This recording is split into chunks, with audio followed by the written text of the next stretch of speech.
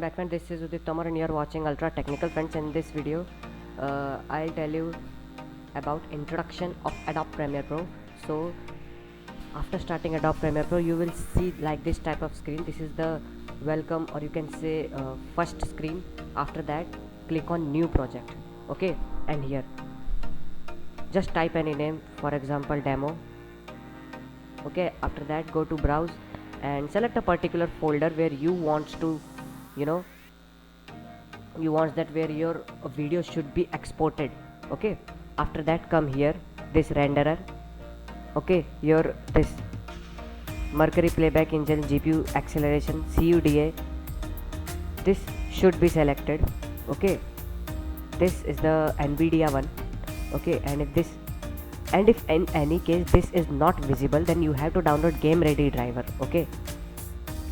After that leave all this as it is, okay. After that click OK. Well, like this type of screen you will see when the first time you enter Adobe Premiere Pro, okay. Let me just close this panel, okay. Well, let me tell you that you can customize the workspace of the Adobe Premiere Pro, okay. These are called this is called workspace, okay. Let me just quickly introduce the various things, or you can say various things available on my screen. This is the source monitor, okay. This is project, or you can say program monitor, okay. This is the import. Well, from here you can import your videos, audios, everything here, okay. And after that you can continue editing in this source monitor. What is it, I will tell later, okay.